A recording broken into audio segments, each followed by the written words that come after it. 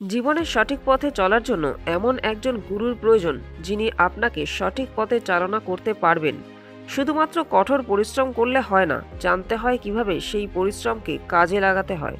প্রাচীন ভারতের প্রখ্যাত আচার্য চাণক্য বহু বছর আগেই আমাদের সেই পথ দেখিয়ে দিয়েছেন।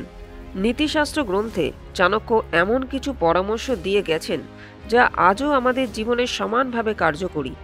এক, খারাপ সময় বা ভালো সময় যেটাই আসুক না কেন, মানুষের উচিত নিজেকে সংযত করা। ভালো সময় যেমন নিজের অর্থ বা ক্ষমতার দম্ভ করা উচিত নয়, ঠিক তেমনি খারাপ সময় ধৈর্য হারানো উচিত নয়।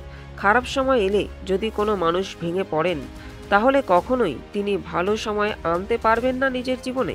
দুই, চাণক্য নীতি অনুযায়ী যদি নিজের কাজের সততা বজায় রাখতে পারেন, তবেই সফল হতে পারবেন। কঠোর পরিশ্রম এবং সততার সঙ্গে আপনি যদি কাজ করেন, তাহলে আপনাকে সফলতা অর্জন করতে কেউ আটকাতে পারবে না। জীবনে খারাপ সময় এলে অনেকেই খারাপ পন্থা অবলম্বন করেন, যা কখনোই উচিত নয়।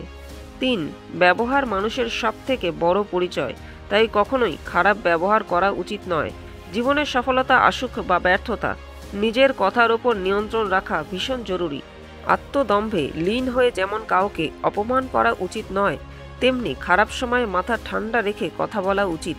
আপনার লক্ষ্য যদি স্থির থাকে, তাহলে আপনি সব বাধা অতিক্রম করতে পারবেন, কিন্তু তার আগে আপনার কথার ওপর লাগাম দিতে হবে আপনাকে।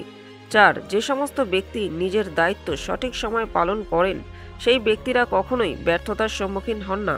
মাতা লক্ষ্মী এবং দেবতা কুবেরের আশীর্বাদ যদি পেতে চান, তাহলে সবসময় নিজের জীবনে নিয়মানুবর্তিতা মেনে চলবেন। আজকের কাজ আজকেই করে নেবার চেষ্টা করবেন, কোনো কাজ ভবিষ্যতের জন্য ফেলে রাখবেন না, তাহলে আর কখনোই সাফল্য ধরা দেবে না আপনার কাছে।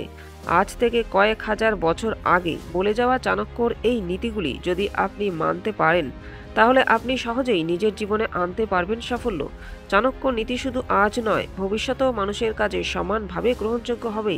তাই নিজের সন্তানদেরও চাণক্য নীতি মেনে চলার শিক্ষা দেবেন। ভিডিওটি ভালো লাগলে লাইক ও কমেন্ট করবেন। এরকমই আরও ভিডিও দেখতে চ্যানেলটিকে সাবস্ক্রাইব করতে ভুলবেন না। সম্পূর্ণ ভিডিওটি দেখার জন্য ধন্যবাদ।